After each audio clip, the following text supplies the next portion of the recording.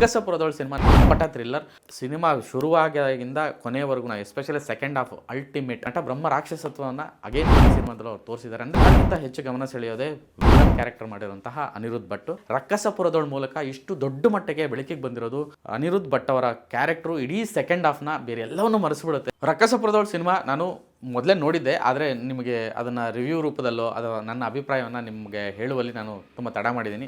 Because ಅದೇ ಆಗಲೇ ಹೇಳ್ದಂಗೆ ತುಂಬ ಕೆಲಸಗಳಲ್ಲಿ ನಿಮಿತ್ತನಾಗಿದ್ದರಿಂದ ಈ ಒಂದು ವೀಡಿಯೋಗಳಾಗಲಿ ಕ್ಯಾಮ್ರಾ ಮುಂದೆ ಬರೋದಕ್ಕಾಗಲಿಲ್ಲ.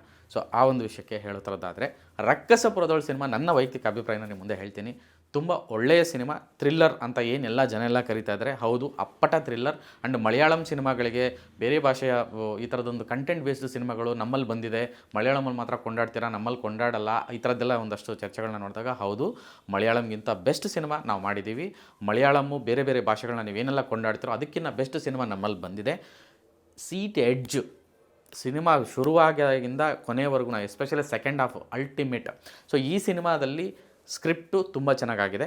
ನಿರ್ದೇಶಕರು ಮೊದಲನೇ ಸಿನಿಮಾದಲ್ಲೇ ತುಂಬ ಅನುಭವ ಇರುವಂತಹ ನಿರ್ದೇಶಕರ ರೀತಿಯಲ್ಲಿ ರವಿ ಸಾರಂಗ ಈ ಸಿನಿಮಾನ ಪ್ರೆಸೆಂಟ್ ಮಾಡಿದ್ದಾರೆ. ಅವರ ದೃಷ್ಟಿಕೋನ, ಅವ್ರಿಗಿರುವಂತಹ ಸಿನಿಮಾ ಪಲ್ಸು, ಆಡಿಯನ್ಸ್ ಪಲ್ಸು ಈ ಸಿನಿಮಾದಲ್ಲಿ ಗೊತ್ತಾಗುತ್ತೆ. ಅದು ಗೆದ್ದಿದೆ. ವಿಶೇಷ ಅಂದರೆ ಅವರು ಜೋಗಿ ಪ್ರೇಮ್ ಅವರ ಶಿಷ್ಯ. ಸೊ ಒಂದು ಮಾಸ್ ಡೈರೆಕ್ಟ್ರು, ಆ ಥರದ್ದು ದೊಡ್ಡ ದೊಡ್ಡ ಸಿನಿಮಾಗಳನ್ನು ಕೊಟ್ಟಂತಹ ಡೈರೆಕ್ಟ್ರು, ಅವರೊಟ್ಟಿಗೆ ಕೆಲಸ ಮಾಡಿದಂತಹ ರವಿ ಸಾರಂಗ ಅವ್ರದ್ದೇ ಆದಂತಹ ಶೈಲಿಯಲ್ಲಿ ಅದು ಯಾವುದನ್ನು ಅವರು ಏನು ಅವ್ರ ಜೊತೆಗಿದ್ದರೆ ಇದೇ ಥರದ್ದೇ ಸಿನಿಮಾಗಳು ಮಾಡೋಣ ಈ ಥರದ್ದು ಯಾವುದೂ ಇಲ್ಲದೆ ಅವ್ರದ್ದೇ ಆದಂತಹ ಸ್ಟೈಲಲ್ಲಿ ಅವ್ರದ್ದೇ ಆದಂಥ ರೀತಿಯಲ್ಲಿ ಈ ಸಿನಿಮಾನ ಮಾಡಿದ್ದಾರೆ. ಸಿನಿಮಾ ಅದು ಜನಕ್ಕೆ ಇಷ್ಟ ಆಗ್ತಿದೆ. ಅದು ಅವರು ಈ ಪ್ರಕಾರ ಗೆದ್ದಿದ್ದಾರೆ. ಆ್ಯಂಡ್ ಸಿನಿಮಾದ ಕ್ರಾಫ್ಟಲ್ಲಿ ಅವರ ಒಂದು ಕೈ ಚಳಕ ಕೆಲಸ ನನಗೆ ಭಾಳ ಹಿಡಿಸ್ತು. ಆ್ಯಂಡ್ ರಾಜ್ ಬಿ ಶೆಟ್ಟಿ ಅವರು ಈ ತಂಡವನ್ನು ಆಯ್ಕೆ ಮಾಡ್ಕೊಂಡಿರೋ ರೀತಿ ಮತ್ತು ಅವರ ಒಂದು ಪಾತ್ರನ ಅವ್ರು ಕೇಳಿದಾಗ ಅವ್ರಿಗೆ ಏನು ಅನ್ನಿಸ್ತಾ ಗೊತ್ತಲ್ಲ, ಬಟ್ ಅವ್ರ ಪ್ರೆಸೆನ್ಸು, ರಾಜ್ ಬಿ ಶೆಟ್ಟಿ ಅವರ ಅಭಿನಯ, ನಾನು ಆಗಲೇ ಹೇಳ್ತಾ ಇದ್ದೆ, ಲಾಸ್ಟ್ ಒಂದು ಸಿನಿಮಾನ ಒಂದು ವಿಷಯಕ್ಕೆ ಬಂದಾಗ ನಟ ರಾಕ್ಷಸ ಅಲ್ಲ, ಅಂದರೆ ನಟ ಬ್ರಹ್ಮ ರಾಕ್ಷಸ ಅಂತ. ಸೊ ಒಂದು ರೀತಿ ನಟ ಬ್ರಹ್ಮ ರಾಕ್ಷಸತ್ವವನ್ನು ಅಗೇನ್ ಈ ಸಿನಿಮಾದಲ್ಲಿ ಅವ್ರು ತೋರಿಸಿದ್ದಾರೆ. ಅಂದರೆ ಅವ್ರು ತುಂಬ ಸಟಲ್, ತುಂಬ ಸಿಂಪಲ್ ಕ್ಯಾರೆಕ್ಟ್ರು, ಸಿಂಪಲಾಗಿ ಬಿಹೇವ್ ಮಾಡಿದ್ರೆ ತುಂಬ ದೊಡ್ಡ ನಟನೆ, ಅದು ತುಂಬ ದೊಡ್ಡ ವಿಷಯ. ಸೊ ಆ ಒಂದು ವಿಷಯಕ್ಕೆ ರಾಜ್ ಬಿ ಶೆಟ್ಟಿ ಅವರು ಗಮನ ಸೆಳೆದ್ರೆ ಎಲ್ಲರಿಗಿಂತ ಹೆಚ್ಚು ಗಮನ ಸೆಳೆಯೋದೇ ವಿಲನ್ ಕ್ಯಾರೆಕ್ಟರ್ ಮಾಡಿರುವಂತಹ ಅನಿರುದ್ಧ್ ಭಟ್ನ ನಾವು ಮ್ಯಾಕ್ಸಲ್ಲಿ ನೋಡಿದ್ವಿ, ಬೇರೆ ಬೇರೆ ಒಂದಷ್ಟು ಸಿನಿಮಾಗಳನ್ನು ನೋಡಿದ್ವಿ. ಬಟ್ ಈ ಒಂದು ಸಿನಿಮಾ ಮೂಲಕ ಈ ಒಂದು ಪ್ರತಿಭೆ, ನಿಜವಾಗ್ಲೂ ಬರ್ಕೊಡ್ತೀನಿ, ಈ ಪ್ರತಿಭೆ ಇಂಡಸ್ಟ್ರಿಯಲ್ಲಿ ಒಂದಷ್ಟು ವರ್ಷ ಆಳ್ತಾರೆ, ಅಂತಹ ಒಂದು ಮುಖಚಹರೆ ಇದೆ, ಅಂತಹ ಒಂದು ಫಿಸಿಕ್ ಇದೆ, ಅಂತಹ ಒಂದು ನಟನ ಚಾಕಚಕ್ಯತೆ ಇದೆ, ಪ್ರತಿಭೆ ತುಂಬ ದೊಡ್ಡ ಪ್ರತಿಭೆ ಇದು. ಸೊ ಈ ಪ್ರತಿಭೆ ರಕ್ಕಸಪುರದೊಳ ಮೂಲಕ ಇಷ್ಟು ದೊಡ್ಡ ಮಟ್ಟಿಗೆ ಬೆಳಕಿಗೆ ಬಂದಿರೋದು ಇಂಡಸ್ಟ್ರಿಗೆ ಒಂದು ಒಳ್ಳೆಯ ಕಲಾವಿದ ಸಿಕ್ಕಿದಂಗಾಗಿದೆ. ಒಂದಷ್ಟು ಸಿನಿಮಾಗಳು ಈ ಕಲಾವಿದನಿಂದ ಆಗುತ್ತೆ. ತುಂಬ ಪೊಟೆನ್ಷಿಯಲ್ ಇರುವಂಥ ನಟ ಅಂತ ಅನಿಸುತ್ತೆ. ಸಿನಿಮಾ ನೋಡಿದಾಗ ಅಷ್ಟು ಕಾಡ್ತಾರೆ, ಅಷ್ಟು ಇಳಿದಿಡ್ತಾರೆ, ಅಷ್ಟು ಸೆಳೀತಾರೆ ಈ ಮನುಷ್ಯ. ಸೊ ಅನಿರುದ್ಧ್ ಭಟ್ ಅವರ ಕ್ಯಾರೆಕ್ಟ್ರು ಇಡೀ ಸೆಕೆಂಡ್ ಹಾಫ್ನ ಬೇರೆ ಎಲ್ಲವನ್ನೂ ಮರೆಸಿಬಿಡುತ್ತೆ. ಅಷ್ಟು ಪವರ್ಫುಲ್ಲಾಗಿ ಆ ಕ್ಯಾರೆಕ್ಟ್ರು ಚೆನ್ನಾಗಿದೆ ಆ್ಯಂಡ್ ಅವರು ಅಭಿನಯಿಸಿದ್ದಾರೆ.